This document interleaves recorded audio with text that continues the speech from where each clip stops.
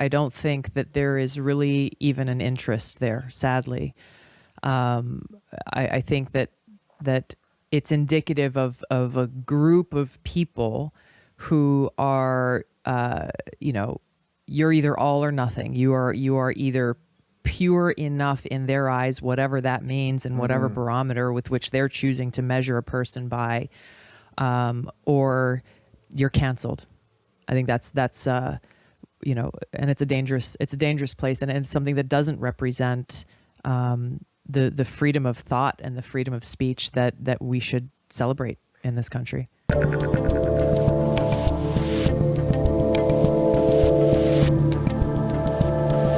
When you were doing congressional hearings on quite literally anything, did you often feel, and because I think a lot of people now feel this way, that the whole thing is just theater, that it's not really... So much of it is. Because believe me, I watched enough of the social media stuff especially, and it's like there are guys up there saying things that I agree with on the social media front, especially Ted Cruz kept hitting the stuff that I really think is right.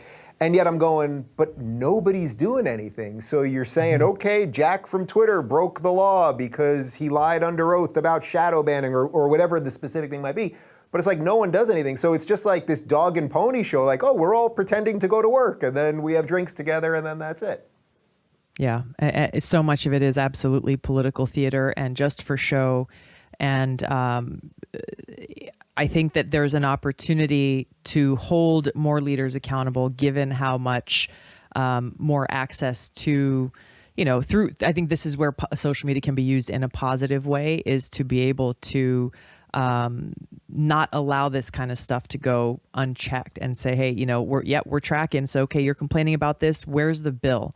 Have you talked to your colleagues about trying to pass this legislation? Are you building support for it? Rather than just saying, okay, well, I'm gonna put out a statement and then fundraise off that statement, but not actually do anything about it. And again, this elections thing, I keep going back to it because, we're living through it now. And if all the people who were complaining about it now had actually stepped up as leaders and said, okay, we have a big election coming up, let's fix these problems before the election happens.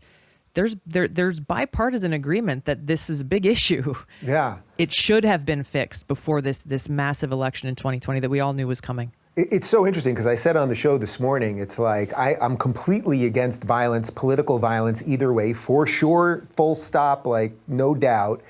And yet the people that are doing some of this stuff, who've been called Nazis and racists, who said, okay, who see videos online of what may be election tampering and all of this stuff, and they're told they're not supposed to see what they see, or they don't see it, or they're conspiracy theorists, and then we'll get to more of this in a moment, but then we lock people in their houses and we don't let them to go to work.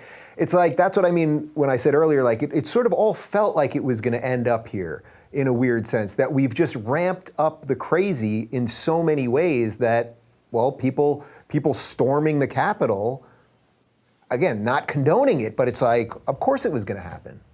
Well, we have to understand how we got here and why we got here.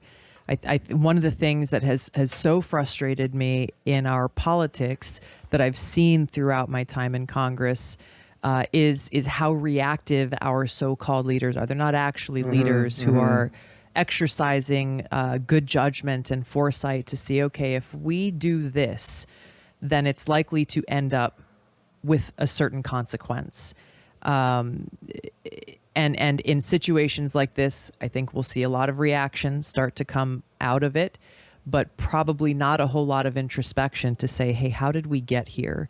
So that we can make sure that we shift course, that we correct course, and try to get back on track to prevent this kind of situation from worsening or happening again. That's really where the leadership comes in, that we, the American people, need.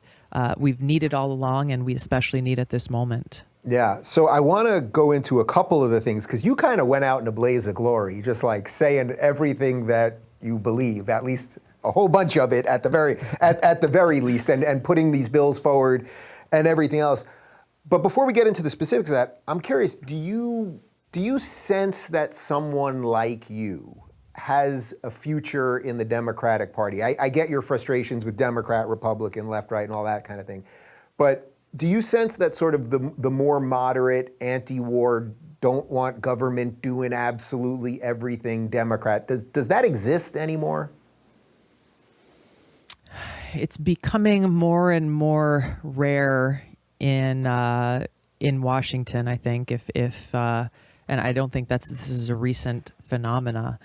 But if I look at, the interactions that I've had with people throughout my campaign for president, the conversations and the social media and discussions that are occurring across the country with people scratching their heads at kind of the crazy things that Congress is choosing to prioritize and take action on, I think that there are a majority of people, maybe most people, who are hungry for some leadership based on common sense and leadership that values our fundamental freedoms as Americans in the United States of America. We're not all going to agree on everything, or maybe even many things, but I know that we are better when we're able to come together and have honest and real discussions, even bringing our differences to the table when we are centered and focused on what we can do together for the betterment of our country. So do you sense, though, that can happen with kind of the new wing of the Democrats? Like, I don't know if you were ever in like a sit down with AOC and Ilhan and Rashida and the rest of them, but do you sense, if you came in like on what I would call your extremely moderate position on abortion that almost everyone on the left would have agreed with, literally 5 years ago, certainly 10 years ago, where now you would just you'd be called an evil Republican or an evil conservative or worse for having that position. Do you sense that they're willing to have those conversations? I don't think it's the moderates that are having the problem with the conversation. I don't. I don't think that there is really even an interest there, sadly. I think that it's indicative of a group of people who are, you're either all or nothing. You are either pure enough in their eyes, whatever that means, and whatever barometer with which they're choosing to measure a person by, or you're canceled. I think that's and it's a dangerous place, and it's something that doesn't represent the freedom of thought and the freedom of speech that we should celebrate in this country. So with that in mind, I saw an awful lot of people on Twitter, and although I do say Twitter is not real life, I saw a lot of people when you were campaigning saying, man, if Tulsi would just say she's a Republican, she'd have a lot more support. That in essence, you would be sort of a more libertarian-minded, centrist Republican, something like that. And again, I get it, the two-party thing and all that. But if you were to have a political future, like, would that make some sense to you? It's not something I've given thought to, and I don't know. I think, again, I point to some deeper challenges that we need to address as a people and as a country, and that we need to look to our leaders to bring about this deeper kind of spiritual change that's got to come from the heart, where there's a shift towards working for and serving the people rather than purely being motivated by political ambition, greed, power, and all the selfishness that frankly is driving so much of our politics today. If you're looking for more honest and thoughtful conversations about politics instead of nonstop yelling, check out our politics playlist. And if you want to watch full interviews on a variety of topics, watch our full episode playlist all right over here. And to get notified of all future videos, be sure to subscribe and click the notification bell.